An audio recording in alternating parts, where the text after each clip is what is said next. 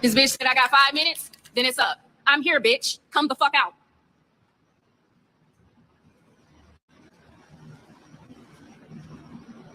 This is what we doing? I'm not that girl. I am absolutely not that girl.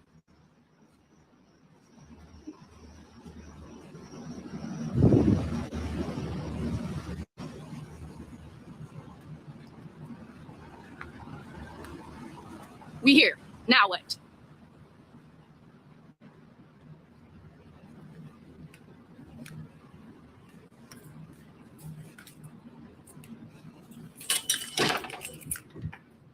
Hi. Katarina McCormick. Who? Katarina McCormick. You okay? Uh-huh. What is your name? Janelle. Janelle, let me give you a call.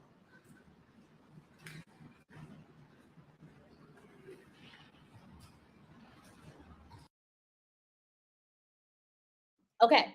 So while she did that on her live started pausing. So I'm like, yo.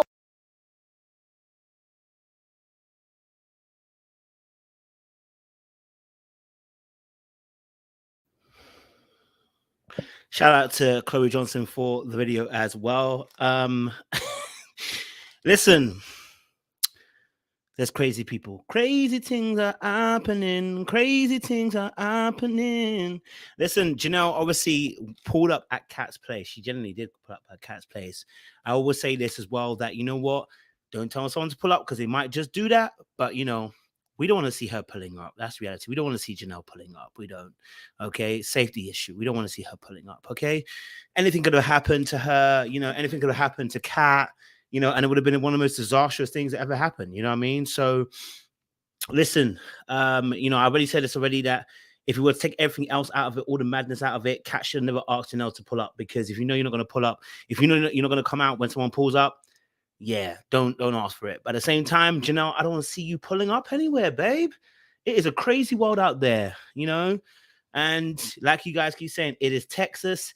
Stand your ground, defend your home, all that kind of stuff. We know before you know it, you know, it can get into a madness on the point. I was egging it on. Was I egging it on? No. I said the reality is, if you ask someone to pull up, do not expect someone not to pull up. That's what I said.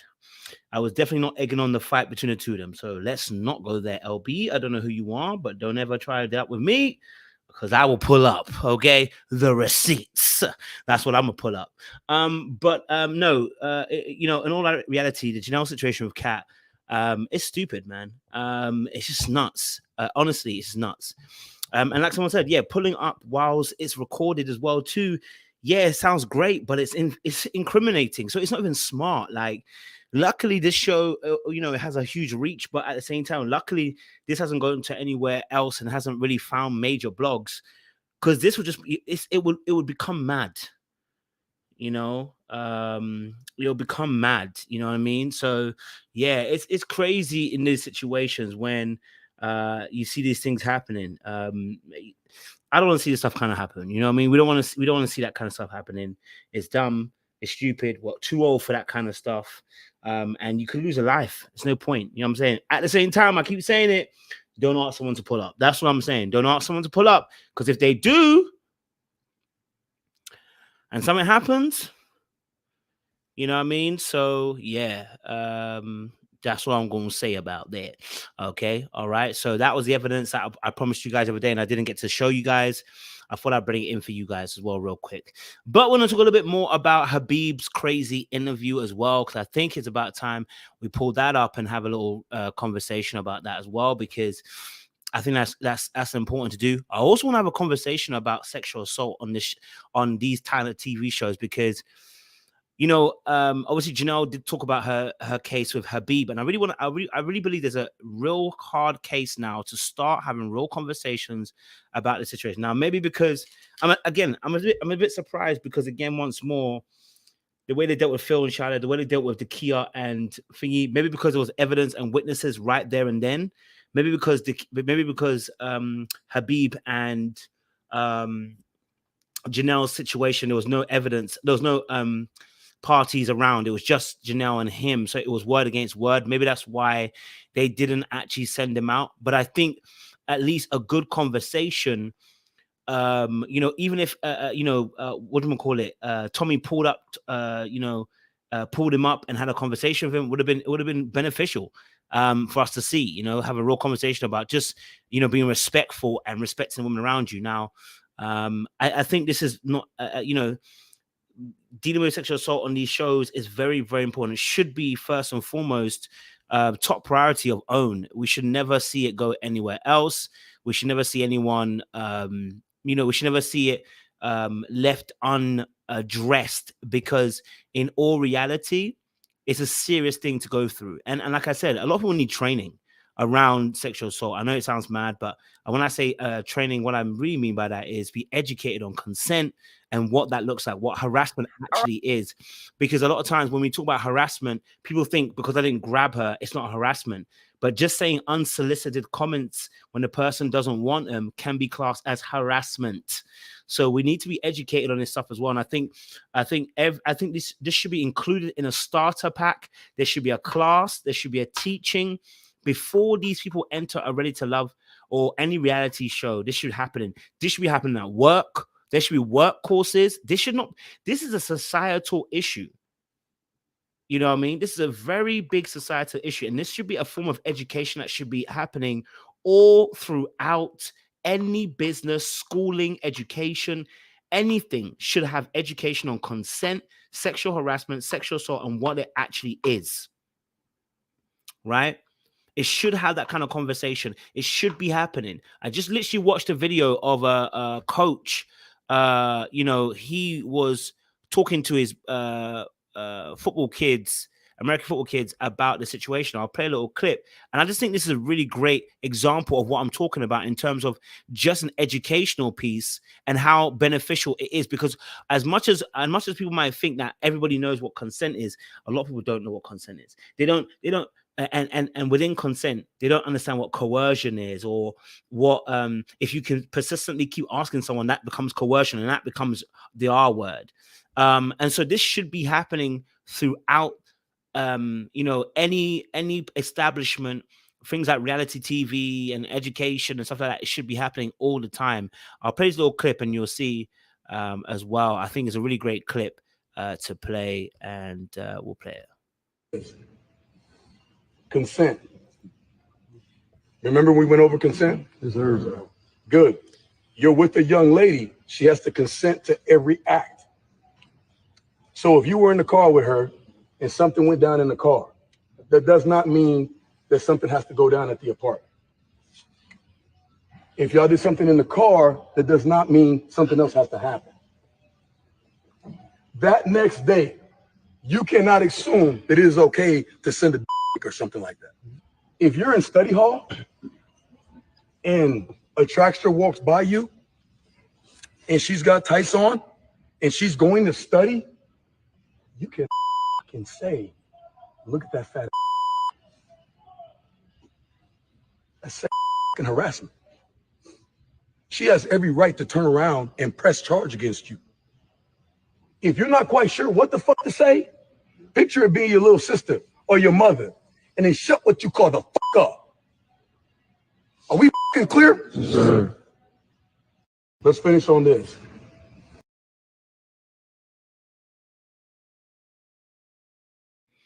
I think that's real simple, real simple, real direct, straight to the point. Right? Real simple, straight to the point. And if I get to interview Habib, I will have a real conversation about, does he know what sexual harassment is? Because we really need to start having these conversations with people. It will save a life. Okay? It will save a life. And it will save a life on both ends, both the woman and the man. Right? You as a man do not want to be in a situation where you're like, I didn't even mean that. You're having a Suki and Osiris situation. You don't want to have that situation. Do you get what I'm saying? We shouldn't be having this on OWN network, on a predominantly woman channel, a predominantly woman-based audience show, and we're having these regular sexual harassment issues. It shouldn't be the case. Right? Do you get what I'm saying to you? So Even it, just like that guy just did there, very easy, very clear cut definition and teaching and to the point. Don't let me hear that you have been caught up in a situation because I've told you and taught you efficiently. And that's what should be happening in all spaces so that we don't have any more of these nonsenses that are happening between men and women, right? Now, of course, if someone makes a mistake and they say something, we all know that you may say something, God didn't like you, but she's not going to claim harassment. It becomes harassment when they know that you keep doing certain things, right? You keep doing it, you know what I mean? Or you air so badly, right? But we're going to break down Habib's, obviously, interview as well now. So hopefully, I won't break the whole thing down. I'll just probably break the first few minutes down. Good evening. Happy Monday rolling out. Happy Monday from Crystal XO. This is your girl, Crystal Jordan. And you guys know it's consistently cuffing season on OWN because we are smack dab. We're almost in the middle of Ready to Love. Ready to Love Houston. Actually, no, Ready to Love Dallas. Ready to Love Dallas. And it is off the chain right now. And so because there's so much going on besides the conversation that we're going to have today, there's also a lot going on with Ready to Love on social, and we're going to get into some of that. It's highly favored. Assalamu alaikum warahmatullahi wabarakatuh. Okay, so that's that. I'm assuming that is a message to any Muslim listeners that are out there. Not just Muslim babies, everybody. Okay, well, what is it? Tell me what that means. What did you just say? It's a greeting. Okay. I'm already annoyed. Listen, that greeting, no need. He knows. I mean, it's a greeting to everybody. I don't know what you said. I have no clue what you said. It wasn't to me. The greeting wasn't to me because I have no clue what you said. Now you speak English, so you dropping it already. You're trying to. It's already giving me the show off vibe, man. You're trying to show off that you've learned something. You know what I mean? Like you're trying to show that you learned something. Listen, sir, come on. Like it's pretentious. Okay.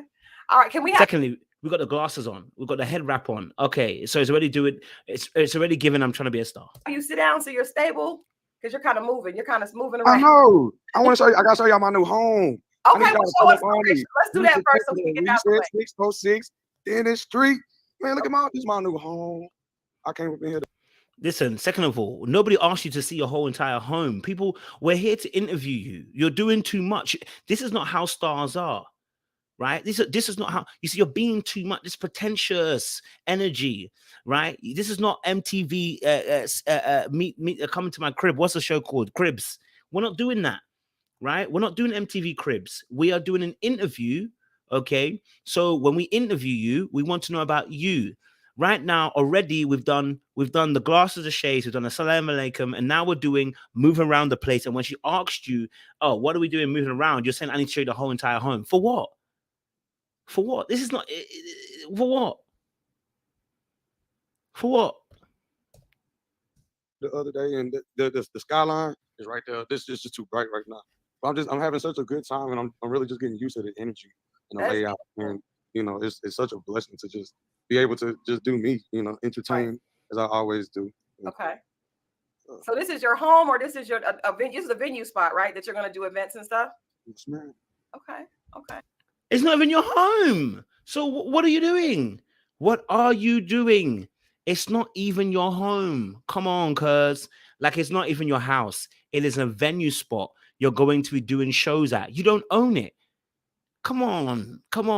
Sit down, and let's have a conversation. We're already 2 minutes in. If I'm feeling frustrated. Okay. So how long? Tell us, because Habib, we didn't get to know enough of you on the show. We know that you're a saxophonist. We know you're obviously in entertainment. But tell us a little bit about this location so we could get into the show. I want you to be able to explain to people what we see, because it is beautiful what we see back there. So tell us about that. So this place is called Reset Bar. Okay. Reset Bar is located like almost in the heart of Houston, Texas. Right behind me is the skyline. And I wish it wasn't so bright so I can give y'all a visual of what it looks like. But this is the bar right here. And you still can't see the skyline, but is it on it looks like it's a rooftop, right? Is it a rooftop? Okay. Yes, ma'am. Yeah, okay. Rooftop. And so man, I just recently got picked up to go on tour with the freestyle king himself, Lil Flip. And Lil Flip, you know, he put in a good word for me here, and then I came in, you know, just actually I gave them just a little bit of my time, and just out of love, you know, I didn't want anything in return, and you know, from that I was able to get, you know, like some family members, you know, out of it, and so the situation is all aligning, And that's why I'm just walking around because I'm so excited, And then so I hit him up. I said, "Yo, I'm doing a interview today. We're rolling out, and where better place than here, to do it. And y'all can catch me, Habibi, every Thursday right here at this spot." Okay. Now you're in Houston now, so are you no longer in? Were you in Dallas before? Were you back and forth between the two? Yeah, I grew up in both cities. Sure, Okay. I lived in Arlington for the longest. Can I cuss? I cuss a lot. You can. It's after 8 o'clock, so you can. Oh, you can't cuss before 8 o'clock. It's family time too. Habibi, people want to know because I know we're talking about the lounge reset bar, which is dope, and it's always good to see a young Black man doing his thing. But we got to ask you, what were you ready for when you came on OWN's hit reality show, Ready to Love? What exactly were you looking for? Mm-hmm. What was your interest in joining the cast? Exactly. Love. Okay. I'm a lover. Where were you at in your dating life that made you say, I want to try a reality show? Because I don't So he came here for love. assume that you have much problem meeting women. You're an attractive man. You obviously artistic. That's always a vibe. Also, right? Women like men that are passionate about what they do. When I work with artists all my life, so I know that's never an issue. Meeting women, but what has been your experience that made you think, let me go ahead and take a chance and come on this show? They called me. Okay, that's fair. Had you seen the show before? Honestly, no. And I didn't. Yeah, honestly, no. When I first found out about it, I did start picking up. It was about January when I first talked to the Grand, and then talked to Blue, talked to Lala Means, and the process. After I talked to Lala, I was fast trained, like that. And it was what did you tell Lala that made her fast track you? Because Lala is my friend. I know her. For years. What did you tell Lala that made her fast track you, Habibi? Man, I was just being myself. I just told the truth. So basically, they heard you and they saw that you're not serious, and you're here to be a buffoon. Maybe. I'm not saying that's absolutely 100%, but okay, they saw you and knew that you're gonna be pretentious and know that you're gonna be, gonna be funny about it. They basically saw someone who will be a character who they could cause mayhem in. That can cause mayhem in the show, basically. So they chose somebody who was going to create stability, right? Or create some silliness or create some madness in there, right? They basically were using him, right? But in doing so, you also almost could hurt your brand by some of the stuff that you've pulled out. So unless I don't see him and Janelle pretending to make an act about sexual harassment. I don't think that's something you joke with, and I don't think that's something that you play with. So this generally did happen between himself and Janelle, and that's a problem in itself. Right? That's a big problem. That's all I do. That's all I ever do. Okay, so we want to know some of that truth. We want to know some of that truth. Like what's been going on in your life? I guess. How old are you now? 33. 33. Okay, so for the last 3 years, what's been your focus in life? Like, what is your main priority over the last 3 years? Because 30 is a age. It's a big age where people sometimes realize, okay, I need to define myself, kind of growing into a man. What has the last 3 years been like for you? Learning a new language, living in a different culture. I was abroad the last 4 years. It was the first year. Like I learned them, their culture, their customs, their courtesies. Mm-hmm. Second year, I learned the language, how to read it, how to write it. The third year, I converted. And then the fourth year, I became a celebrity. You became okay. What was it about their?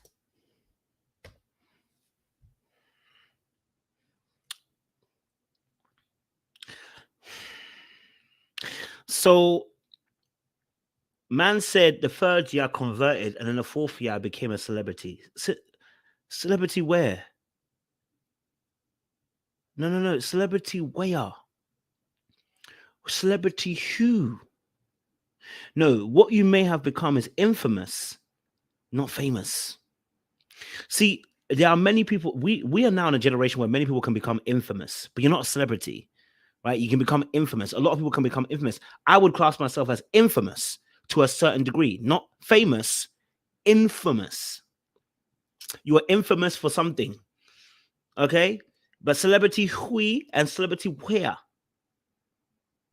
Okay, celebrities oftentimes have transcended not only their original brand, not only their original market and audience, but have transcended their actual market audience. So, for instance, if you're a sports person, like someone might say Ronaldo or Messi, I would class them as celebrities. There are other sports stars who are not celebrities, but Messi and Ronaldo, the likes of Pele, Maradona, these people are so big that they've transcended their actual original market audience. That is what we call celebrity. Your Tom Cruises, your your Michael Jordans, your I don't know who else you could say. They're big celebrities who have extended beyond just their original audience, because other audiences now know them. Say if they're known for they're being an actor, other people know them because they're in music. They know their music, or they might know the fact that, hey, this guy's so big, I know him from this. So, celebrity where? That's what I'm asking. Maybe you're on your way to being a celebrity, but I'm just saying celebrity where? Culture that impressed you so much to where you wanted to actually like ingratiate yourself in the culture and become, convert. That's a big decision. So what was it that you connected with that internally that made you want to make that decision? Family. They have a very keen like sense of family structure. Like their family dynamics is impeccable. Nipsey Hussle speaks on it. If you listen to, Rest in Peace, may Allah rest his soul. Nipsey Hussle speaks on it greatly in his music. And, he changed when he went to Africa at 19. And, East Africa, where I was, Middle East, they're in the same time zone. So family, when I went out there, they reminded me of my family. Okay. My family, sure, we tight. We solid. And it's Eastern Africa, Middle East, sir. They ain't the same. They may be in the same time zone. I don't know if they are. I'm just gonna go on what you said, but they ain't the same. So just want to make it very clear. They have definitely different customs.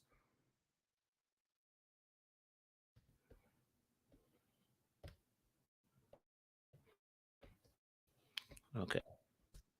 It was such a familiar territory to me. My family used to get together every Wednesday, have fish fries. In the Muslim culture, they get together every Friday. They go to the Dominicans. In family time, they talking about business. They talking about like what the kids been up to that week. Us in our culture, I still, I'm a nigga at heart. Right.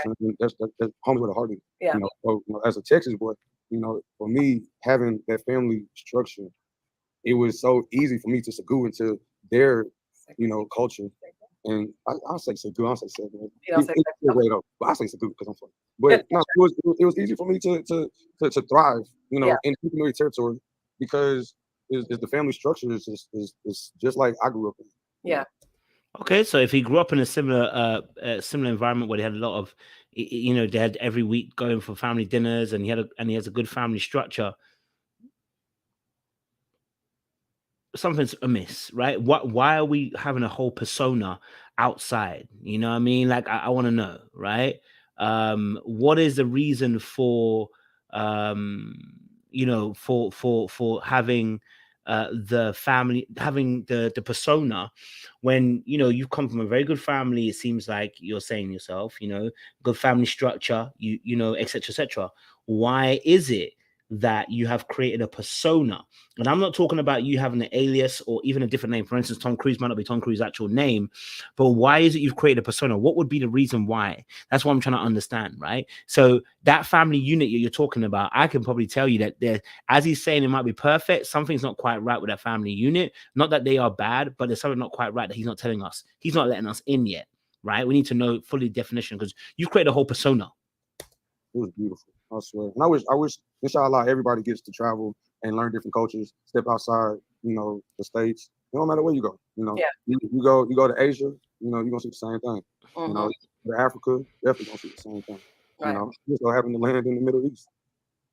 Yeah, that's the whole. I mean, anytime that you can have an experience that helps you connect with your, what you feel is important and kind of prioritize, that's a positive thing. How did you change? Once you converted, were there any behavioral changes? Did you become more focused? Talk to us about that transition, because You mentioned Nipsey Hussle. We, watched him and heard a lot about what he was doing. You saw that show up in his behavior. Obviously, it sounds a lot like what we know that Malcolm X went through as a young man when he went over and he was able to see, and there was a transition there. For you, what were some of the changes that this experience, created in your personal life and just in your, reactions to people and how you deal with people? I got to unlearn a lot of things that I learned growing up. It made me more serious. Okay. Like what? Tell me an example of something that you had to unlearn. It made him more serious. Brother, all you've been doing on the season is been joking, right? Like you've been the funny guy. So it's completely different to what he's saying what we're seeing on the show. We've seen more of the funny guy. We've seen more of the person who wants to joke around. But you said here that you grew up in that environment has made you more serious. Which one is it?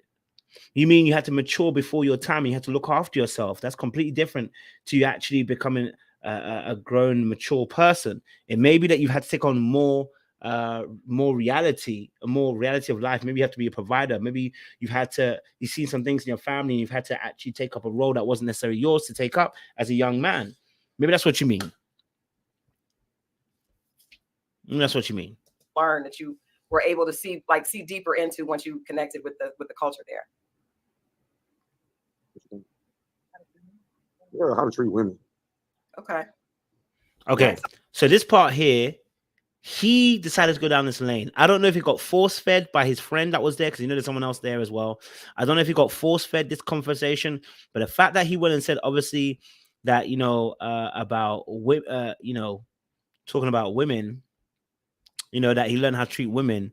I just want to see if I can see. I was trying to see if I can see his glasses and see if there's a reflection.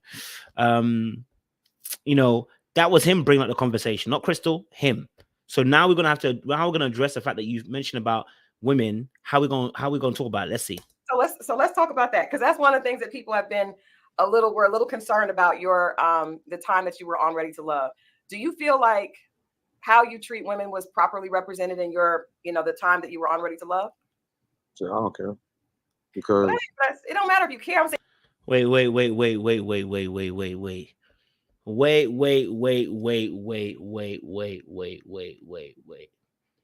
Let's pause it right there. See? Now we're gonna have to go deep. No. Now we're gonna have to go deep. Now you're gonna make me go deep, sir. Mr. Habib, you're gonna make me go deep. Pause. Okay, let's get deep. Let's get deep. And I'll pause on that too. Okay, let's get deep. Nobody told him to bring up the conversation about women. Nobody did. He decided to bring up about women, about something that he's learned and grown from. Okay? Nobody told him to bring it up. This was him bringing it up. Now, she asks you about your representation of behavior towards women on the show.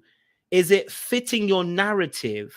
And the first thing you say is, I don't care. It's contradictory to your earlier statement, because you do care, because you're saying it's something that you've been taught and you know better, basically. And you've grown mature, or at least you've grown to understand how to treat women. Let's just go back and we're going to play it again and just get ourselves properly acquainted. When people are confused, this is how they talk. Right? Your the time that you were on Ready to Love. Do you feel like how you treat women was properly represented in your, the time that you were on Ready to Love? The question is, do you feel like your treatment of women was properly represented by your time on Ready to Love? What would have been a sensible answer? Would have been, nah. That's, I know the situation was happening with Janelle. That's not how I was raised. That's not how I believe it should go down. And you know what I mean? And That's what it should have been. But remember, you've already told us that, you've grown up, and you've learned to be more serious. And yet the very first opportunity you get to actually break down, to actually be vulnerable and honest about what you've learned, he immediately puts up these walls, right? And goes into I don't care mode. Now, for me, that just instantly shows me that there's a wounded animal there. That's a wounded child. For me, that is somebody who's unaccountable and unwilling to be able to have a real conversation, because you know where it's going. You know that your representation on the show, at least by what Janelle's been saying, is not in alignment and in a lieu with the way that you say you behave towards women. You're wrong. And instead of actually now owning it and being accountable, or at least even counteracting it, you've gone down the line of I don't care. Well, your I don't care shows that you actually do care. Why would you say I don't care when you brought up the situation? There's a wounded boy here, and it's kind of scary because you've gone to this particular place, right? Yes, his detachment is happening while I was talking. That's very true. So I don't care because It don't matter if you care. I'm saying, do you think you were misunderstood or taken out of context? nah, I ain't worried about people's opinions of me at all. Okay, and I'm not mad at you not worried about their opinion, but were you? So he goes on and says, I'm not worried about his opinion. You should be worried about their opinion. Do you know why? Because you're a musician. And as a musician, people's opinions means a lot. Now, I'm not saying you have to care about every single thing they say, but their opinions mean a lot because it also connects with your brand. If you have people saying, we think you are an abuser, we think that you are someone who takes advantage of women, we think you're somebody who disrespects women, and trust and believe, most of your audience are not men. Let's be honest. I'm sure that most of the music you play, the majority of your audience are not men, they're women. So why would you not care?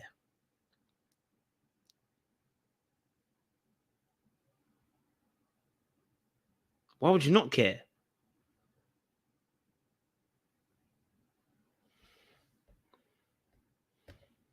You trying to be disrespectful? Who said I was being disrespectful? A lot of people thought you were being disrespectful. Their opinion, baby. If I give a damn about Habibi opinion or their opinion. Okay. So again, Crystal asks, obviously, it says again, about basically your behavior was being disrespectful. And he says, who said I was being disrespectful? Well, clearly because somebody said that your behavior was disrespectful. Right? Clearly. So at this point, see, this kind of behavior, when you ask somebody, did you sexually assault someone? They're like, I don't care.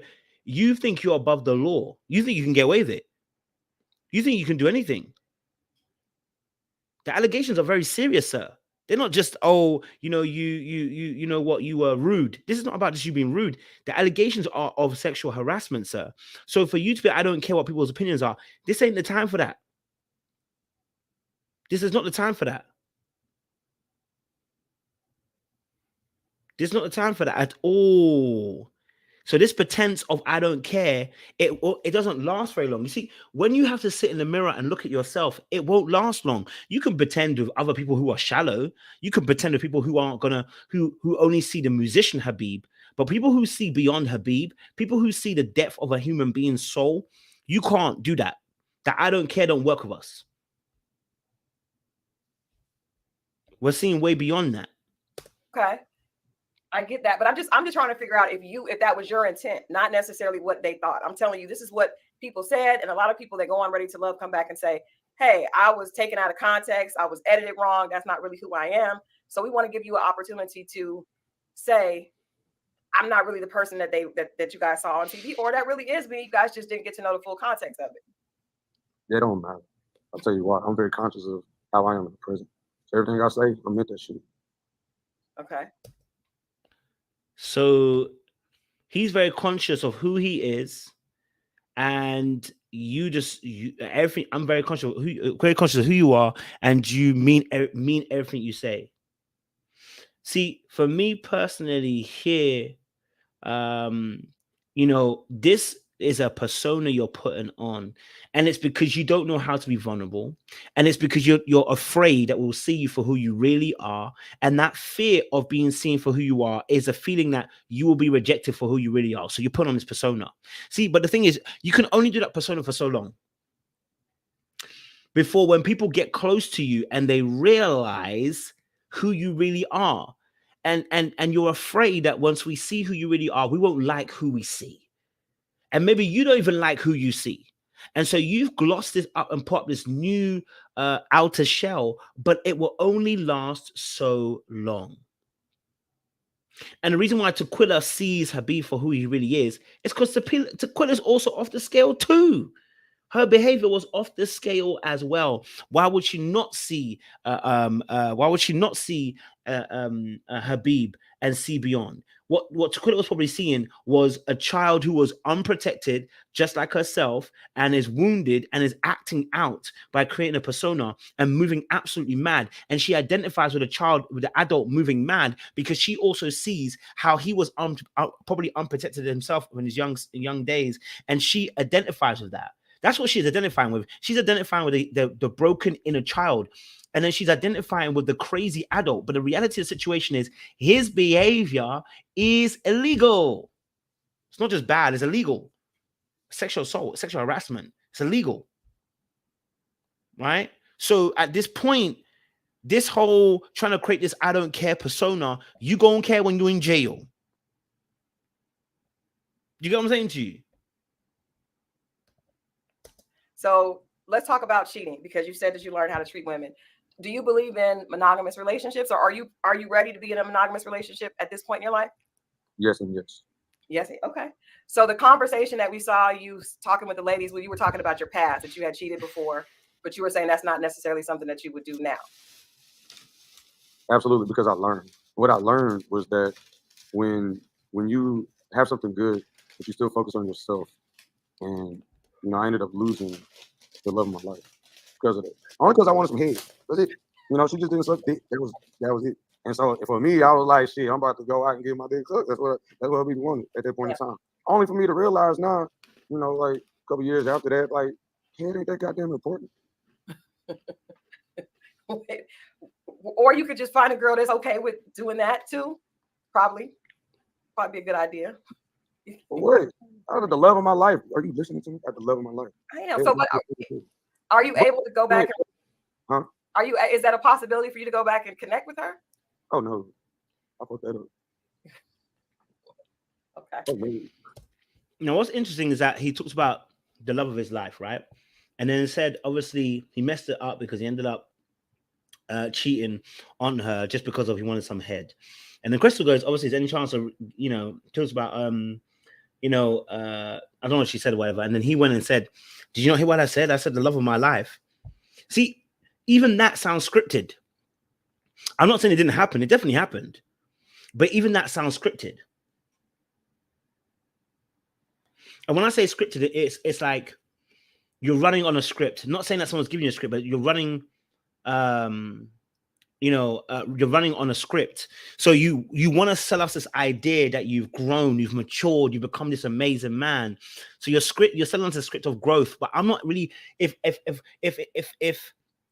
If you're consistent with your growth, there should be an energy and an aura around the way that you speak. There should be a maturity around the way you speak. But even in that moment, when you're speaking about the fact that that you lost the love of your life, the focus was, I lost the love of my life. Okay, what's the growth? What's the growth? Right? Like, do you think that was a selling point of moment where we're gonna be like, oh my god, he realized that he realized he should have never cheated on his the love of his life, and he should have never had head. You know what I'm saying? It's almost like we're waiting for. It's almost as if you're trying to deliver a punchline that never comes. But you know what I'm saying to you? Okay. Okay. All right, but you'll learn. So moving forward, that's no longer important. Knowing how to put my own desires aside is something that I learned. It's you never tell a woman what to do, ever. You don't press her. You listen to her, and she only got to tell me one time, baby. I'm okay. Now check Roger. I understand. You said we even move left, and it's it. It's a simple lesson to learn. People complicate it, And I make fun of the story because, I show, I learn lessons. I teach lessons through humor and through stories. Right. And that's probably why we can't take you seriously. Because you're not funny. Number one. Number two, you're absolutely right. You can teach stories and through humor and teach people lessons through humor. But one of the things I always talk about when it comes to the maturity aspect is understanding how then, if there's a way that you speak when someone has grown. There's a way that you speak when someone has really grown and matured in a way, at least to articulate what message they want to get across the table. I don't know if he's matured in that area of being able to articulate the delivery of his message then. Because what have you learned? You've learned not to control a woman and not to tell her what to do. And you've learned also the fact that about the head situation, to listen to her more. Huh?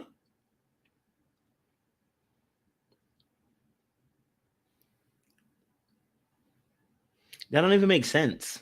You know what I'm saying to you? Although me being like, okay, seems like good, you know what I'm saying? It's just like the main point is that you have to set aside your own desires if you truly love somebody. So did I truly love her? That's true. I agree with that. Let's talk. That's a fair point. If he said he couldn't set his desires aside, does he really love her? And I think that's as deep as we're gonna get. I like I said before, Habib, this is still a wall. We are still at the wall.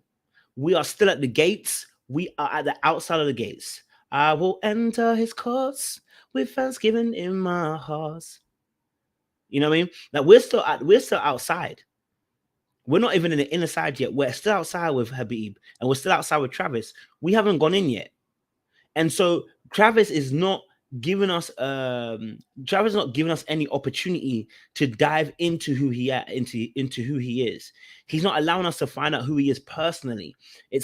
I'm still being blocked. So this humor, this jokes, this analogies he does is all about keeping people at bay. And that's what he's actually done for his whole interview at the moment so far. He's kept us at bay. We don't know who he is. Talk about the situation with Sierra. I assume that you were just kidding when you said that your mom ain't shit. I felt like it was just you talking about what she said and it was meant to be funny. Did you sense that she was really offended by that comment at that time? And did you apologize to her? I don't know. Okay. What about the situation with Janelle? Because Janelle. See, so now he's going on, I don't know. Now he's gonna obviously now I don't know. What see, oh man, people like this, they're hard work, man.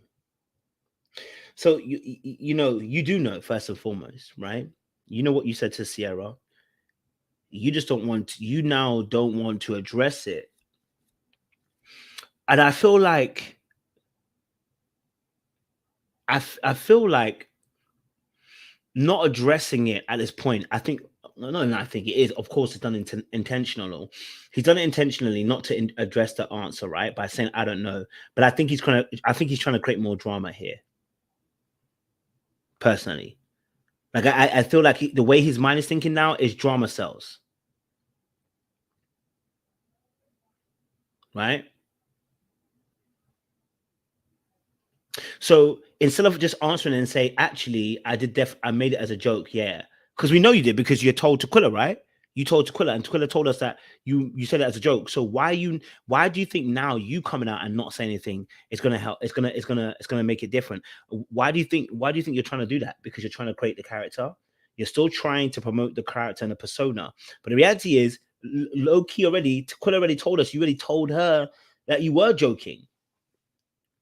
So why are you coming up on Crystal's thing now, saying that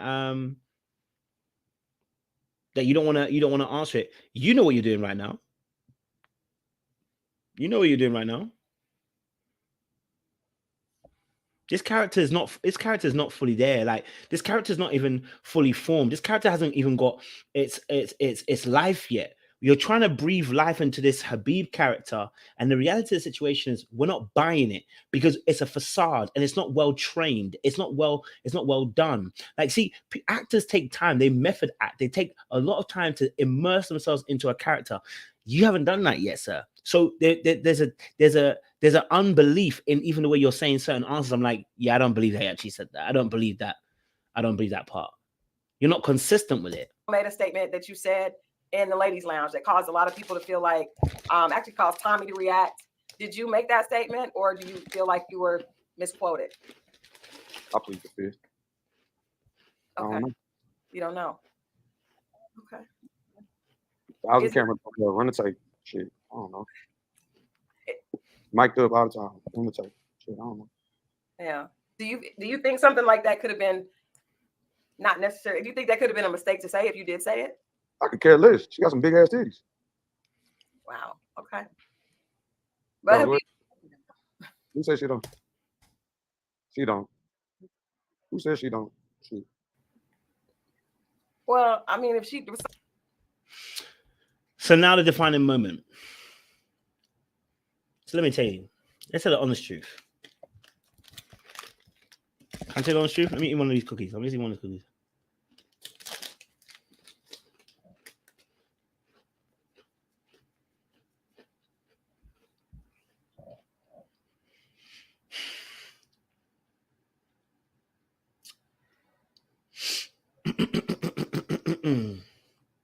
Let me tell you something.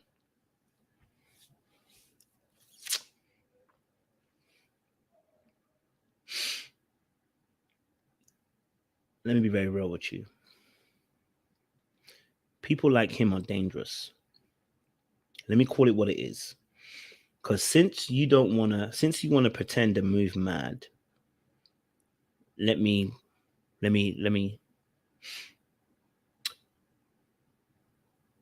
you've been accused that you have that you've said an inappropriate comments towards another castmate, a young lady. You've now been asked about your comments by Crystal, and you've turned around and said, I don't care. Yeah, she got some big ass titties, right? And you are playing as if you don't really care. You're looking for a viral moment. It's so sad. Do you know what's so sad about this? See, when people are it's like when people are nefarious and trying to be bad and try to get away with being an assault. Like, I don't see him as someone trying to assault. Yeah, but I definitely see him as somebody who is looking for a viral moment. That's who I see. I see somebody who is trying to get their viral moment. And he knows that being nonchalant, I don't care, could potentially get that viral moment. Here's the truth of the matter. It's very rare that any ready to love moment makes it out onto Shade Borough, Shade Room, any of those things. Bro, this is the wrong thing to think that's going to get a viral moment. This is the wrong thing to think you're going to get a viral moment. Now, this tells me that if you're trying to get a viral moment of something like this, you haven't thought this through. This tells me if you want to get a viral moment of something like this, you may not be mentally stable. I'm just going to be real with you. I said this before. I said that he might be on a spectrum or something, because this is not normal behavior. But I don't want to even give him a free pass. Right? So if you're saying you don't care, I'm going to be like, well, I think we need to be bringing in some mental health people into the situation. You are a dangerous person.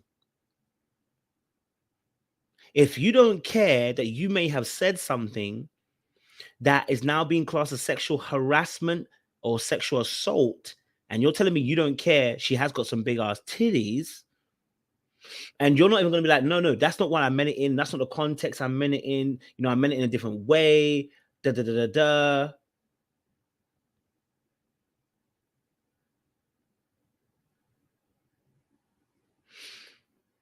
My thing is now to be like, whoa, what's going on?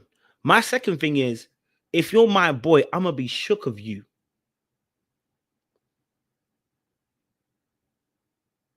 If you're my boy and you're my friend, I would be shook of you that you're telling me that you said some foul stuff about a woman into her face and was mad and said, I don't really care. I would look at it like, whoa. He's trying to play the egotistical character that doesn't care. But here's the reality. And you know what? It's a sickness. It's a sickness. In 2023, there's a sickness going around. It's a bigger sickness than we could have ever imagined. And someone said it, attention. Attention is now the biggest ever sickness around. But here's the reality of the situation. Some people don't realize how deep they go down the rabbit hole of wanting attention, that it takes them somewhere. That's what the Bible says. God hates liars. Liars start with one little lie and it gets bigger and bigger, bigger, bigger, bigger. And it goes down this really disgusting rabbit hole. And before you know it, you're somewhere you really want to be. This is where he at.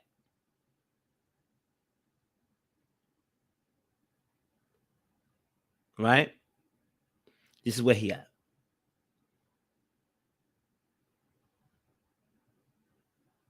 So for me personally, I'm looking at it and going, something's not right in the milk.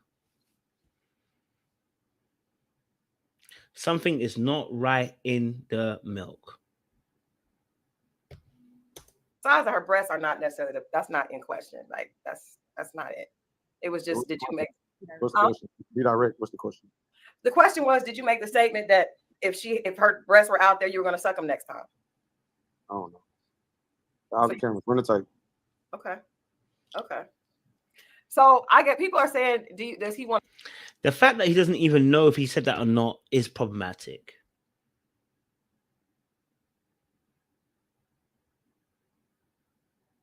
Problematic.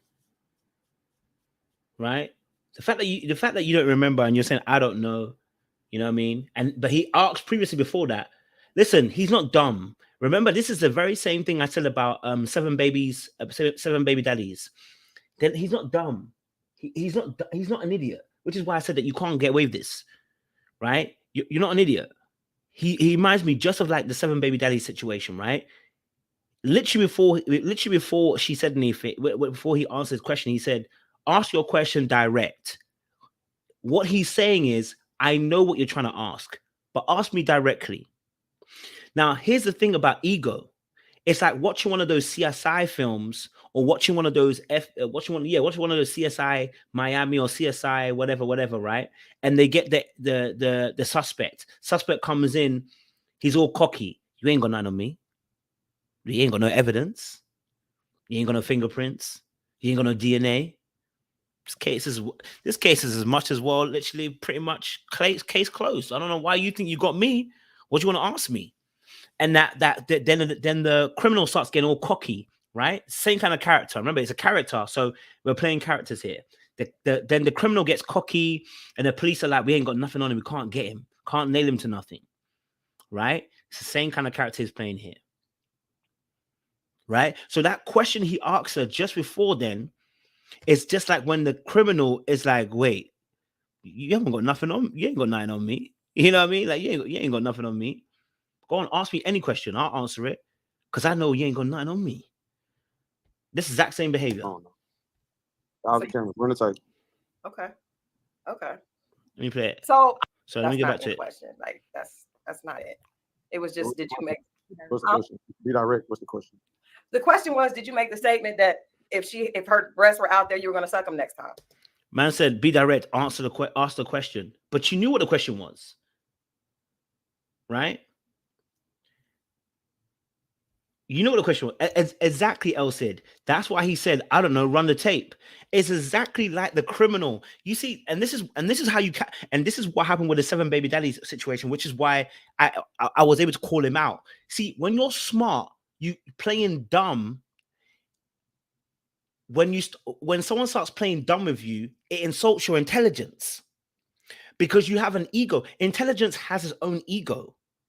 I know I'm an intelligent folk. I know what ego I have when you become intelligent. When you become intelligent, it becomes an ego thing. This is why criminals get caught, because when they're doing the ego thing and then they want praise and they want to be attributed the fact. That's why some serial killers want to be given appraisals, right? They want it to be this big thing because they want what? Attention.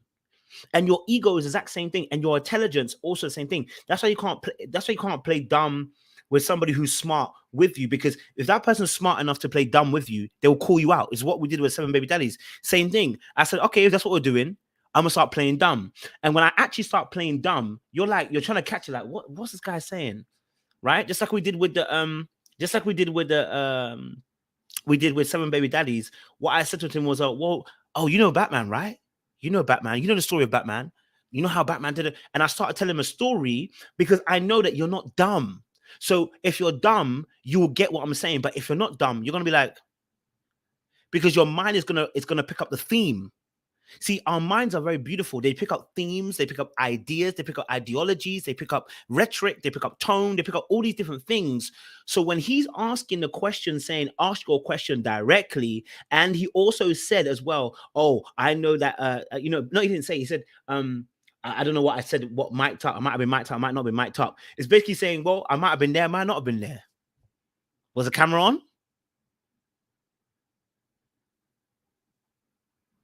I might have been mic'd up, I might not have been mic'd up. Was the camera not on?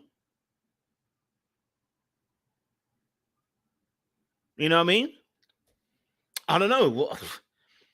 Were you there on the question of the night of this 7th of September? I might have been, I might not have been. What did the camera say? You know the camera's not on. I know the camera's not on. And you know what you're trying to do. And it's the same thing. You know you're mic'd up or not mic'd up. You know. Right? Exactly, El Cid. Proof that I said it. And that's why it's scary, because now we're actually now it's, see, unlike the 7 baby daddy situation, we knew he was faking it. We can say that, you know what, he was a tyrant, but we knew he was faking it. This is dangerous because you've done it. And what you've done has impacted another human being. That's scary. Right? That's scary. Now, I don't know what to call that. I don't know what you call that kind of thingy, but that's scary, because what you really want, what you're really saying, you want the thrill of the almost like the serial killer thrill. You prove that I did it. And even if you can prove it, I'm still going, even if you can prove it, you can't really prove it. You know what I mean? It won't stick.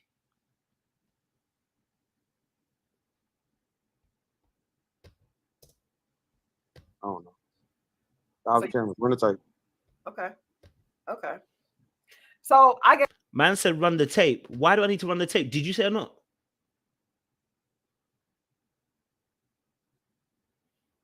See, I remember I had an argument with someone just a couple of years ago. I won't say who the person was because I don't want them to get in a situation. Person very close to me. I asked him a very specific question. I said, did you do it or not?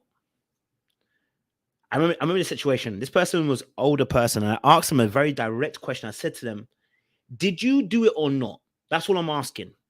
They were like, how dare you ask an older person this question? How can you talk to me like this? They made it all about the fact I was asking a question rather than answering a question. I said, I don't care whether you feel disrespected or not. The question is, did you or did you not do it? And the same situation he's doing. So you know you did it. You don't want to say it direct, but you go and play with us because you think you're clever, because you think you got away with it. So you're going around the mill. I might, run the tape. You know there's no tape.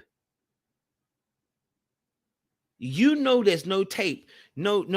I'm going to call Habib out for what it really is. You're scary. You are scary not only to the show, but you're scary to women, and they should be scared of you. They should be scared of you because you see, people like you are what I don't want to even say the word psychopath because I don't know the full definition of it, but it is giving that, right? The kind of psychopath kind of energy. And the reason why I'm saying that is because they are smart enough to think about it, but they are not caring enough. They don't have the empathy there. It's not like someone who committed a crime and has some empathy and like, I did it, but here's what it is. It's like there's an intelligence behind it. There's a planning and there's coldness behind it. I'm not saying he actually is any of those things, but it's given that scariness. And I honestly, I'm being serious. When someone's almost like trying to bait you or into saying, prove that I actually said that, that's scary. Because you did say it. That's why you're saying, prove that I said it. That's scary. Ladies, I would say be very careful of someone like him. Be very careful of someone like him. Very careful. That is scary. people are saying, does he want to be here? What's the problem? how do you feel about doing interviews like this? Because we're excited to talk to you, and I always want to hear people's, sides of the story and how they feel about dating and relationships. I noticed when you were in the bottom, one of the times you said, if they let me go, it'll be unfortunate because I have a story to tell, right? So it'd be a disservice. Disservice, right? So I'm thinking that this is an opportunity for you to share a little bit more about how you think and your perspective, and for us to see that. And so I want you to be able to do that if you want to, if you want to do that. But I don't want you to feel like I don't want to feel like I'm pulling answers from you that you don't want to give. You have to pull them, baby. It's hard to get something out of you. I'll tell you what. I'll tell you a story. The reason I ended up in the Middle East is because I used to work for the DIA. That's a Defense Intelligence Agency. I was a NATO intelligence chief. Mm-hmm.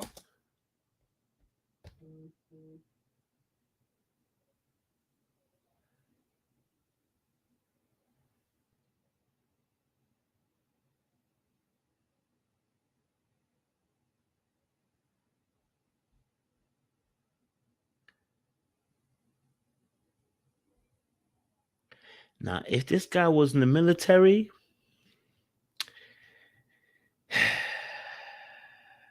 I hope not. Let me not say I don't hope not. He's perfect for the job.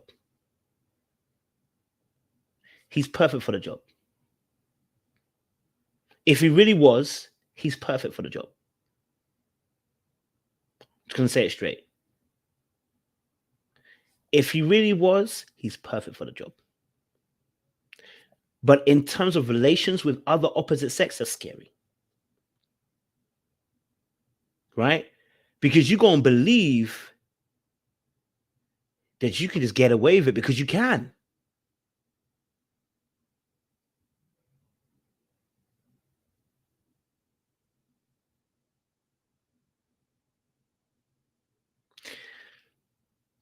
That's where the arrogance comes from.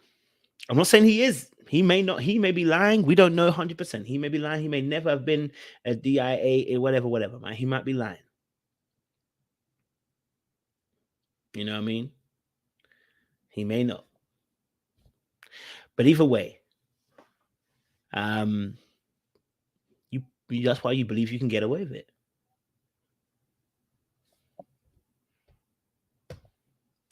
Oh, I'm a smart motherfucker.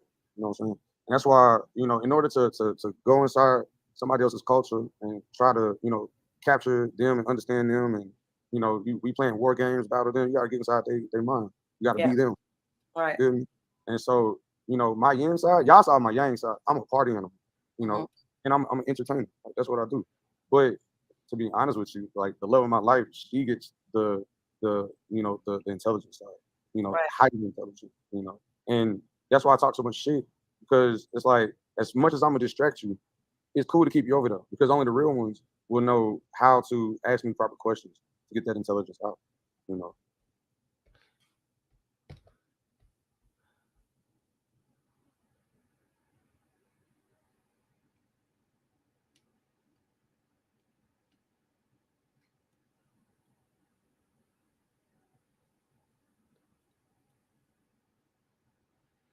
Now, I got several questions. Who the hell is the love of his life?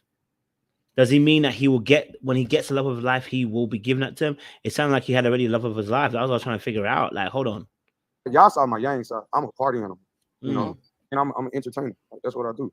But to be honest with you, like, the love of my life, she gets the intelligence side. So I don't know if he meant like, I don't know if he meant like in the future, the love of his life will get whatever. But or whether it's a past girlfriend or whatever, but they will get the intelligent side of him. And if you know how to ask them the right questions, then you'll be able to get deeper to him, which tells me again, once more, that the walls are up. Like I said, the walls that he has are very high. Somebody hurt you, whether it's family, whether it's an ex-girlfriend, somebody hurt you.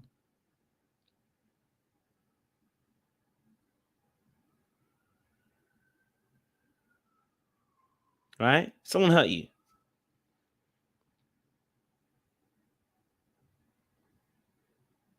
Absolutely, Kimberly Owens. Absolutely. It allows them to extract information. Absolutely. But that's why I said that when you're playing dumb, you can't play it for very long, because if someone else also starts playing dumb too, they can start seeing for you for who you really are.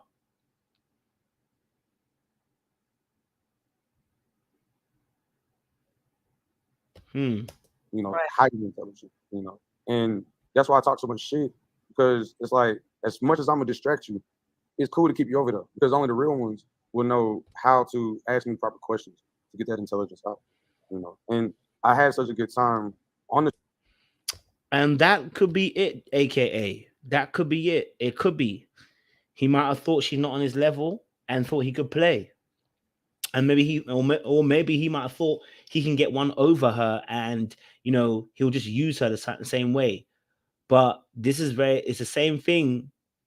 It's the same thing. It's similar to Blake. It's the very same thing, right? It's the very same thing, right? With same thing, almost similar thing with Blake too, where you know try to flip the questions onto you. Blake tried to do flip the question onto you kind of situation. It's like, no, I don't have to shade you. If you want to flip it, you can flip it. Either way, I don't lose. We're still going to get information out of you. We're still going to see your behavior. If you flip it onto me, you think you're winning, but you're not winning, because we now know what kind of person you are. You can't hold down questions coming your way. You're going to flip it. Either way, you're going to lose. It's a two-way trick. Can't win this battle, because I'm going to take the information either way. But, you know, he's right now, him right now, I'm wondering, yeah, it may be a respect thing for women. It might be. Yeah.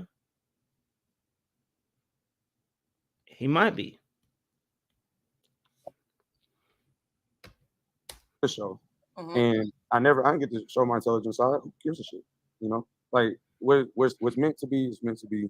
And the time that I spent on the show, I'm truly thankful for it. You know, I'm doing an interview with you. You know, like I'm truly thankful for it. But you know, only to be honest with you, I had one conversation that was very. It had to do with my time. You know, as an intelligence officer, and that was with Unique, and they didn't show it on camera. And I wish they did. That was a really good like yin to the yang side of me. You know, like what does the other side look like? You know, because we all, you know, we only see one side of the moon, but there's a whole. Wait, what did he say? As an intelligence officer, and that was with Unique, and they didn't show it. So he said he had one conversation that was involving his intelligence officer aspect, and that was with Unique. Interesting. And that's why I said that his ego is in his intelligence. Remember I was saying to you that intelligence has an ego. I know myself that whenever, look, I have an ego myself that is in, I believe I'm the smartest person in the room. That's the biggest problem with intelligence. It makes you egotistical. That's what the Bible talks. That's what the Bible says. Do not be puffed up with knowledge. It makes you feel. It makes you feel like you are unstoppable having intelligence, but you're not. There are different types of intelligence as well. Okay, so yeah, sometimes you have this ego that's playing with you. Nah, don't please. And I wish they did. That was a really good like yin to the yang side of me. You know, like what does the other side look like? You know, because we all, you know, we only see one side of the moon. There's a whole other side. You know, so y'all just judge me on the full moon. But it's cool. Well, I hear that, but I guess what I think, you know, my job is a journalist, and so a big part, and we're an African American media platform, right? So I always look at my channel is positive. We only talk about positive things. We only focus on that because I feel like it's really important for us as Black people. There's a lot of negativity that we have, right? So it's important for us to be able to show another side. So that's what I attempt to do with these interviews.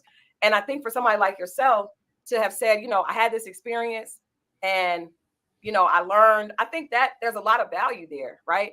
And if we only see the other side, that doesn't really allow people to learn the good stuff. So that's why I think it's like all my goodies on the first date, baby. I ain't even cut you off. No, you said what? I don't show all my goodies on the first date, and I ain't even cut you off. See that I don't show all my goodies on the first date. No, you're fearful.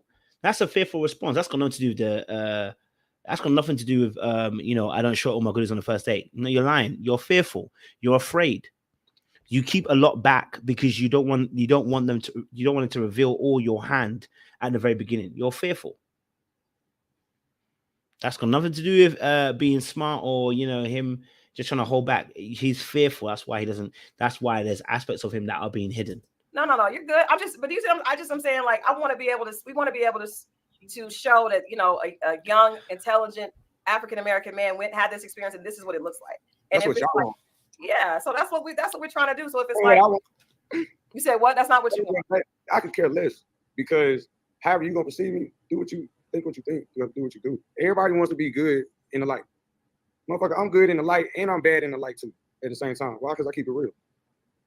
Who cares? Like, I could care less about being, you know, being on the straight and narrow, you know, because us as our culture, we think very linear. You know, there's no straight lines in nature. So either you're gonna be yourself or you're gonna be somebody that somebody told you to be. I'm not that person. Not at all. It's not about being somebody that somebody told you to be. It's just, it is, you said what I asked you is, what did you learn from that experience? And you said how to treat women. Yeah. And then, so I'm asking you, what did you learn? How did you learn to treat women? Because that's not what we saw on the show. I'm assuming that you're saying you learned how to treat women in a positive way. I learned how to treat women really from back home. Like, my family church, my dad, my uncles. You know, my dad always made me kiss my sister every day. I had to open up the door for my mom, put a seatbelt on, kiss on the cheek. I did a show yesterday. I kissed my mama 10 times yesterday. You know, it's like I've always had those like those, what do you call them? Like those lessons, I guess. Like, what do we call them? I've always had those traits on how to treat women. One thing y'all don't know is that in the Middle East, they beat their women. I learned. Now, let's pause it right here.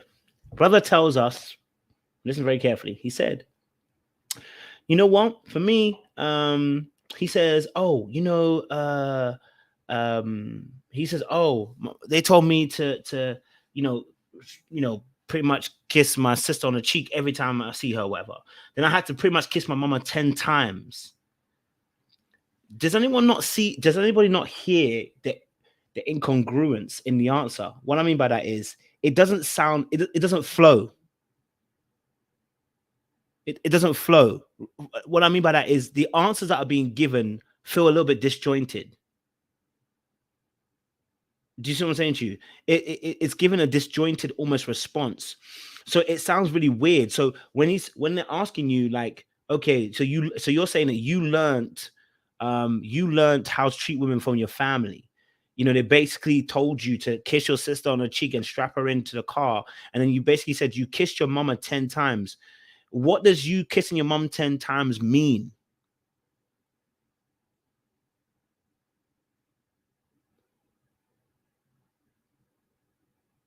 There may be, Elsie, there may be some resentment to the mama. There may be some resentment to having to kiss a mama 10 times. There may be something deeper that's going on. Or it may be that he's lying about his actual story, and that's why it's incongruent, because there's no story. What he gave you was 2 facts. And facts are, you know, necessarily don't have to be the truth. It just means what his facts are. But actually, the 2 things he told us, I strapped my sister in, and then I give my mom 10 kisses. I basically give my mom 10 kisses. What does that mean? That it's not even a societal answer.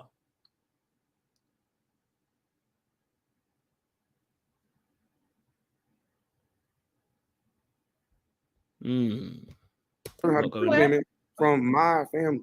You know, I learned what not to do, because out there it's one way or the other. You know what I'm saying? And it's just like, wow. Like, once you get to see the other side, like, I'm living in the culture. You know, I know really how to, you know, you don't put your hands on a woman. Never have I ever. See, this is what's also telling me that either there's something off, or he's being, or he's like I said, he may be smarter than he's letting on, because this is a real answer. See, we finally got a real answer. What he just said there is a real answer. And what he did was gave a juxtaposition to the culture of the Arab culture from what he's observed, whether we agree with it or not, with what he's observed. And he said, hey, they actually beat their women. And I know that doesn't align with my thought process. But you see how kind of serious he is a little bit when he's talking about this. Let's just go back. I'll make it even bigger for you guys. Just kind of watch it. That's why I said I feel like he's playing with us a little bit, because see, the nonchalant's gone out the window. We're not doing nonchalant anymore. Listen again. Because out there it's one way or the other. You know what I'm saying? And it's just like, wow. Like, once you get to see the other side, like, I'm living in the culture. You know, I know really how to, you know, you don't put your hands on a woman. Never have I ever. Never will I ever. You know. Yeah.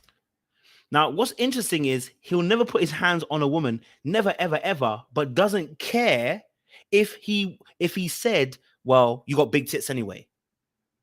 I need you to deep it. Something isn't quite right. And that's what I'm trying to say. So either you playing in our face and you got a character going on, or you are disjointed within yourself and there's some mental aspects going on too. I wanna more likely lead towards a character. I like to hope it's more character thing than condemn anybody to mental health. And I'm not a mental health practitioner, so I can't really say that. But I want to go down the fact that I think he's lying. I think he's playing a character and he's not fleshed out the character very well. And he can't. And you see, one thing about method acting also is that you have to, I remember I got put into a show once some years ago when I did the acting on play. And they tell you maybe like to be in character for the whole day. You try to be in character the whole day and you forget yourself, and then you become back. Sometimes you flex back into you. And so you say something in the way that you will say something. It's very interesting. When you haven't fully sat in your character, you will answer questions partly you, partly the character. You know what I mean? Right? Now, partly here, he broke character. So all this I don't care suddenly went out the window, and he was like, no, I know how to treat a woman. I will never put my hands on a woman. I was taught never to put my hands on one. You never put your hands on.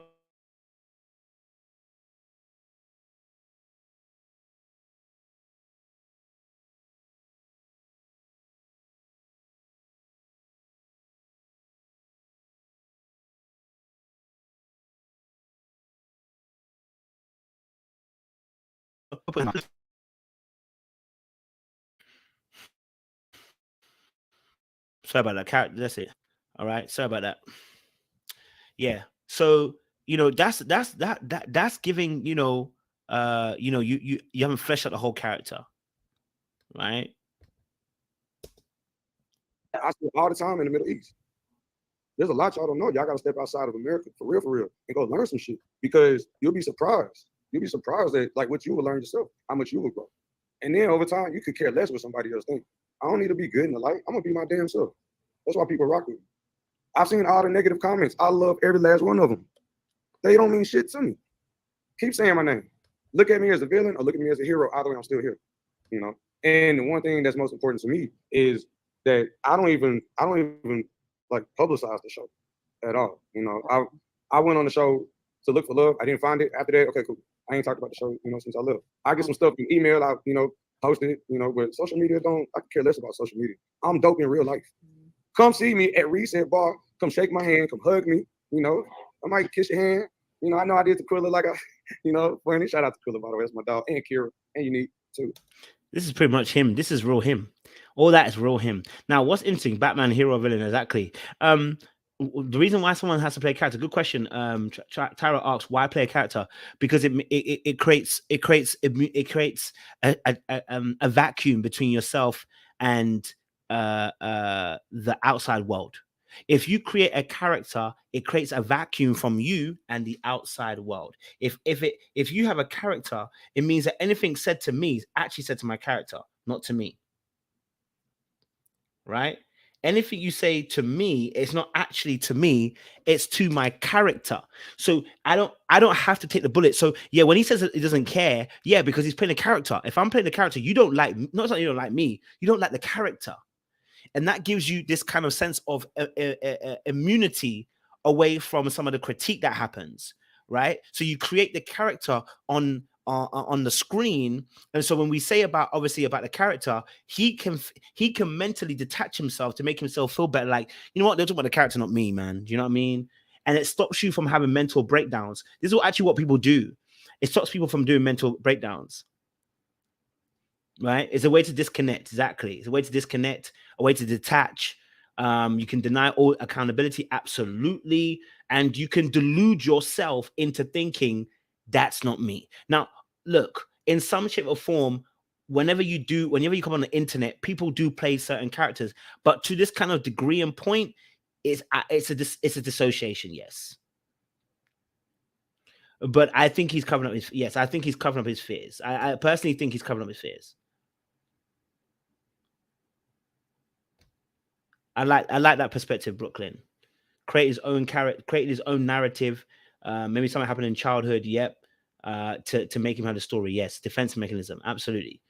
All right.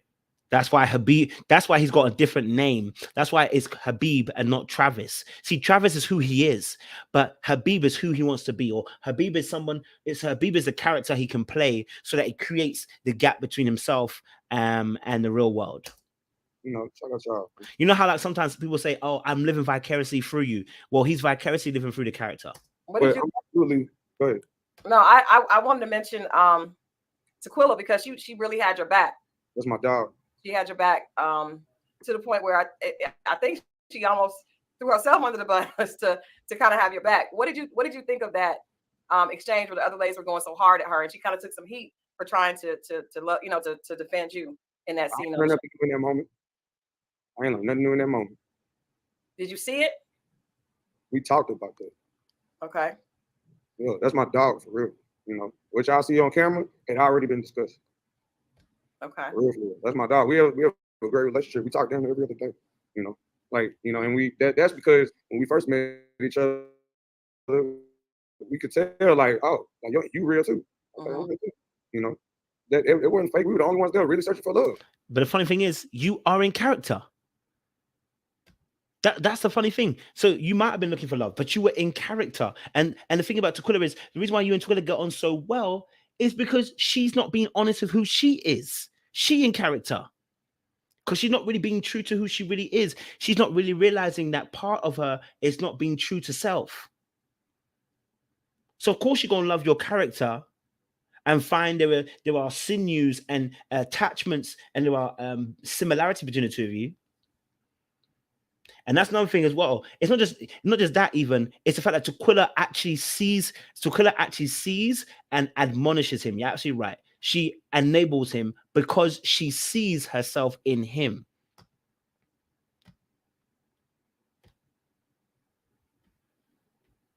Yeah, they're bonding over their traumas. Without even having to say it, they bond over their traumas. They're bonding over their traumas. Let's call a spade a spade. Kick us off the show. Who gives a shit? So why didn't y'all continue to date if you guys were a connection for each other? We don't have to.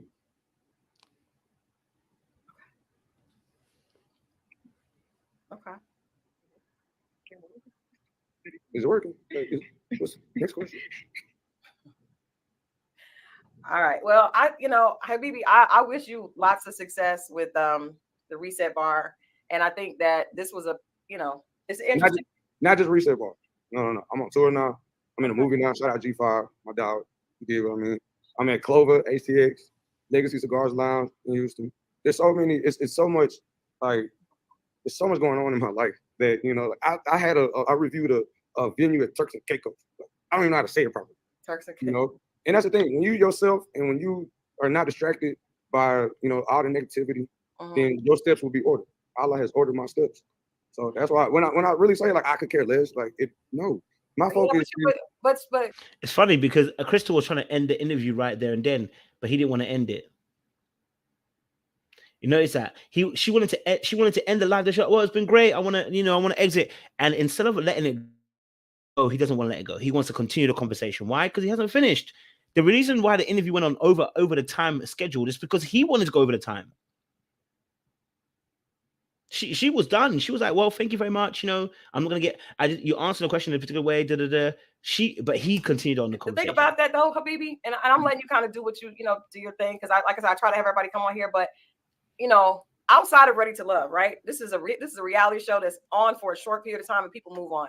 But if you want to be able to share everything that you have going on and to have people support you, which I think people want to do because people really do actually fuck with you, right? There's a lot of people. I talked to most of your castmates and a lot of them really love you. So I wanted our audience to. I don't know. I know that. Right, but I'm just saying. I understand that. Y'all everything. But we don't know you. So if all we get from you is I don't care, then how can you get the love and support that you could get from people that actually want to do that? Because you're not really giving us a chance to do that. It's like, I don't care what you say, I don't care, but I want to tell you about what I have. People only care about what you're doing if they care about you. And if you allow them to see that yin and yang.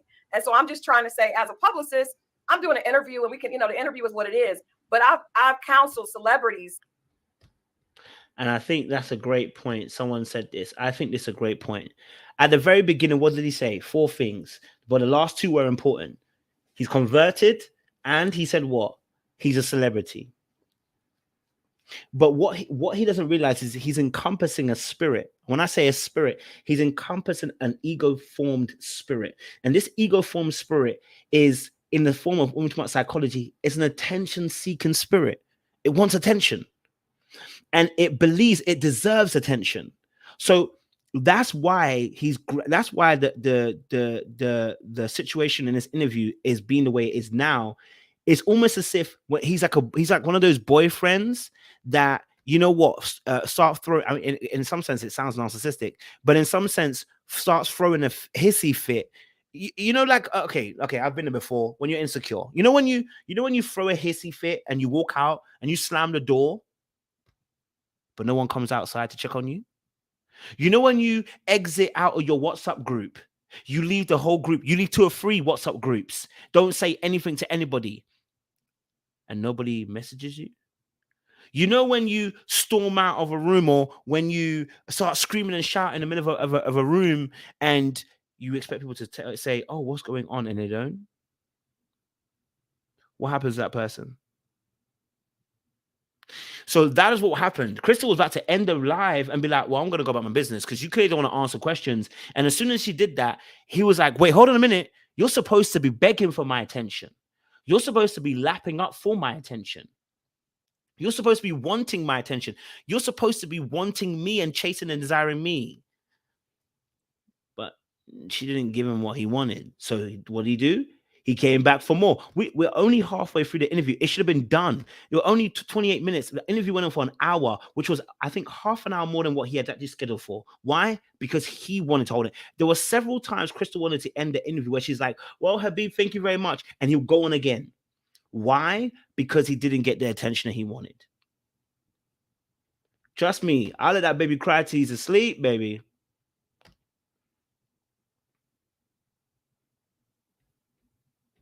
And that's very true, Great House. Maybe that's also a case. I love that point. Maybe he was getting her attention when he was a youngster and when he was performing. And so Dus has learned like a trained seal, trained dolphin, trained monkey, how to perform in order to get applause and to be celebrated. And so long as he's playing some type of character, he gets the attention that he actually requires and actually wants. Maybe that's what happened in his childhood. We don't know. We need more information.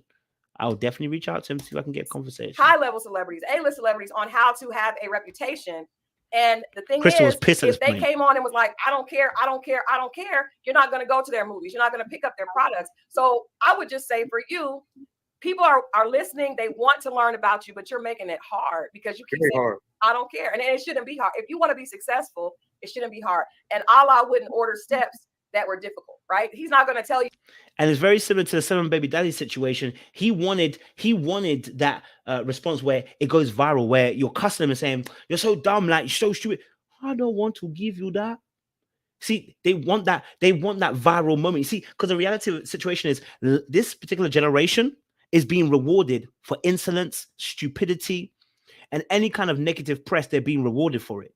No, this generation generally is a generation of any press is good press. Right? This is literally that generation. And so literally in this moment, you're looking for that viral moment where they say something crazy and you get to then respond and blah, blah, blah, blah. And it goes viral. And then suddenly you're this person. Nah.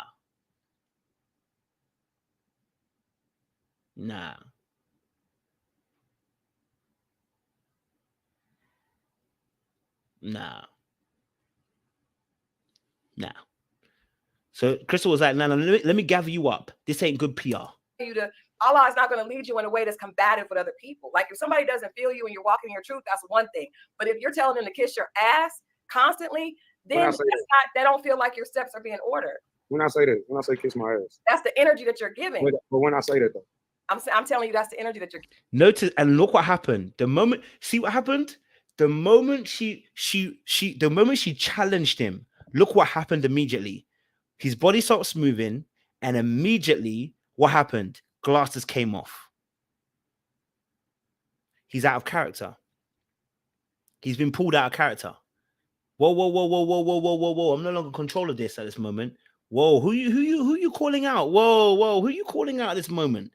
Notice two things. Body becomes stiff. Watch. Right? He was like, whoa, whoa, whoa, whoa, whoa, whoa, whoa, whoa. What's this? That's not what I was saying.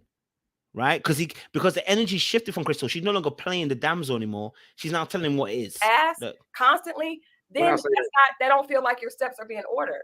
When I say kiss my ass, that's the energy that you're giving. But when I say that though, I'm telling you that's the energy that you're giving. No, don't assume. Don't make presumptions. I'm not.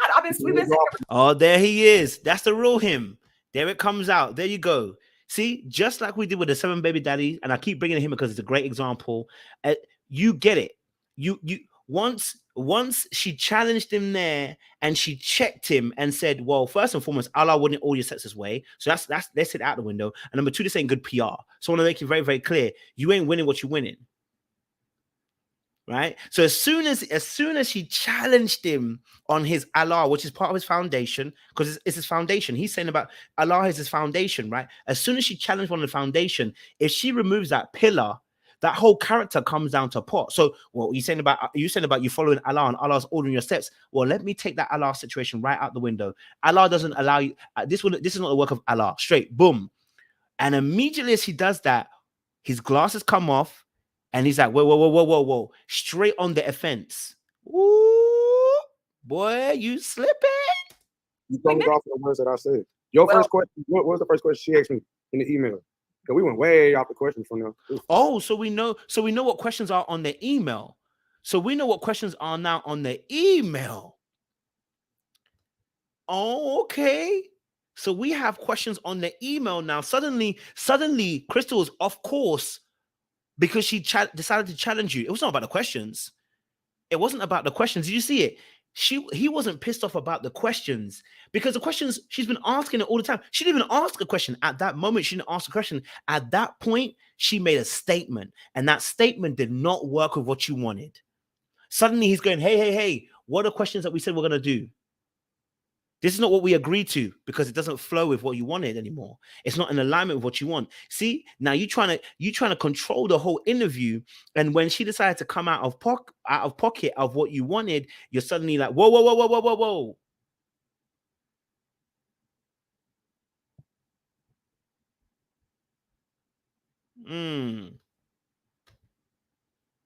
Oh, question no. Wait, how has entertainment made his life difficult? Yeah. You said it was difficult. You have to be yourself. You have to really just keep marching forward. I don't look backwards. You know, like we're driving in this car of life. Huh? Y'all looking in the. You have to be yourself. You have to really just keep marching forward. Off the words that I said. First question. What was the first question she asked me in the email? Because we went way off the questions from there. It was 4 questions now. Wait, how has entertainment made his life difficult? Yeah. You said it was difficult. Now, do you see what he just did there? That's crazy, y'all. That's crazy. So as soon as she went off the script and gave him a different response, he actually put the conversation back on script. He went back to say, what's the question you said? And answered his own question on the script and then said, who said this is so difficult? No one. We never asked that question. We never asked you that question. You're answering your own question, which we put in an email. You have to be yourself. You have to really just keep marching forward. I don't look backwards. You know, like we're driving in this car of life.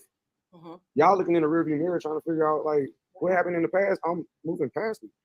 But we only just saw it. We only just saw it. It's your past. It's our present. We just met you 3 weeks ago, Habib. We just met you. So you know what I mean? Like it is not. It's nobody. I'm literally. He's regained composure now, or at least he feels like he's regained composure. The glasses are back on now. Was excited to have this conversation. It's not supposed to be difficult. It should not be difficult. We're here trying to celebrate what you got going on. What's difficult about it, baby? Nothing difficult. Difficult. See, so now he's going back to the nonchalant kind of energy. He lost it for a second. Boy, lost it for a second. Yeah, he lost it for a second. So when he puts a glass back on, it's him trying to regain the composure, but he lost it. For that little split second, he lost it. He lost it. I used to do this thing. So when I'm doing my TikToks, yeah, sometimes I do TikToks in the middle of a city. And one of the hardest things is to kind of not allow anybody who's looking at you to kind of stop you from doing what you're doing. You get a bit nervous, right? Sometimes I would wear glasses on I wear sunglasses so I can't see what other people are seeing. So I can see them, but they can't see my eyes. It helps me. Those glasses are doing the exact same thing for him right now. When he puts those glasses on, it's as if he can't see you. It's as if that you can't see him, right? And that makes him have a sense of safety. But the reality of the situation is he took them off for a minute or two. Why? Because he lost control. The character was broken. Out of all the things, he got challenged. He got asked questions about Janelle and didn't break character. But on this one, he broke character. Baby. No, you just don't like what I got to say. No, it's not. You're not. It's not even that, because I don't really care either way. What if you're? I don't care. I just want to be able to give you an opportunity to tell your truth and to show us that complete side of you, not just what we saw edited in a few minutes. You just showed us. I would never show all of me. That's for the love of my life. That's for my family. How will you get there? Internet. This is easy. Watch me. This is what? I said easy. I would get there very easily. You would never know. Like, you would never know unless I tell you. This is internet. This is social media. This is social. I'm a family nigga. You don't let everybody in your house. So why would you want to let come on, huh? But when you go on a reality show to find love, you're letting people inside. That's what you're doing. Habibi, I wouldn't even know you if you didn't go on a public show to find love and allow maybe not. Maybe. Right maybe now, right now, I may make you in the future. But I'm saying, in my concert, you want to see people fall in love? Oh, wait till I bust that sax out. Wait till I hit them turntable. And I'm playing Ken Cook. I'm playing Prince, Michael Jackson, making people feel the love. That's what I do. I don't talk the shit. I walk it too, baby. My feet match my mouth. Baby. I want to see that side. That's what we've been trying to get into. Like, what is? You look up all on, like, we don't give a fuck. I really don't. I'm trying to talk about this music. I'm trying to talk about what's next. What's tomorrow? Now what happened yesterday? Okay, but Habibi, we need to know. Tell me this, because I feel like artists, you remind me of a friend of mine. Yeah, I'm joking. No, Kanye's not a friend of mine. Polo, I don't know. Why did he say Kanye and make a joke? You said that you're a celebrity. Why would you say Kanye and then make a joke? This is what I'm saying to you. That listen, all of this is a game. All of this is a game. Why would he say, Kanye, but then be all joking about it? Why would you not joke? Why would you not joke? Why would you not be serious about it? Since you believe you're a celebrity already, since you already feel like you've already made it, why would you not compare yourself to Kanye? Why not? You don't care, remember?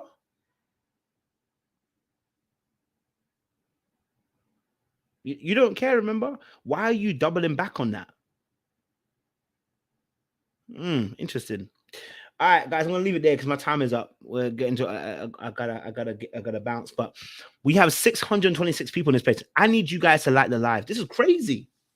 I need you guys to like the live. We have 637 people in this room. I need you guys to like this live. Like the live, rev it up.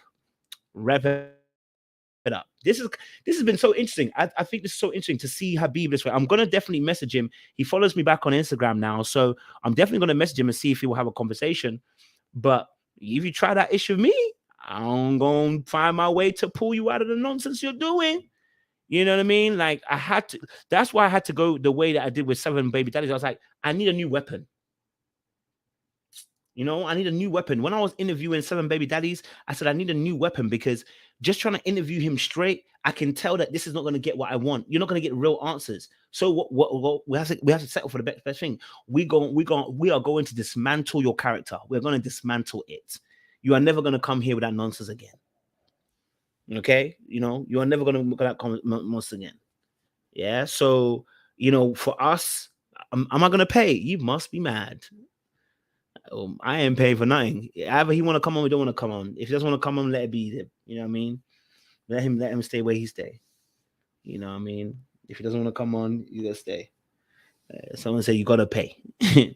I ain't paying for nothing. You know what I mean? So yeah, there's a lot of people like this who are just trying to get famous. Trying to get infamous and trying to get status out of these situations. You know, but at least Kenneth was real. The thing is, Kenneth was real. Kenneth was real. Kenneth from Put a Ring in It actually was listening to what was being said. He actually was real. This is not a real person, what Habib is doing. He's playing a character. He's doing a character. Okay, so you know what I mean? So yeah, for me personally, it ain't it. It ain't it. But yeah. We gonna see what happens, okay, guys? All right. I'm leaving here with something. You know what I mean? I'm from around the way. I'm leaving with something.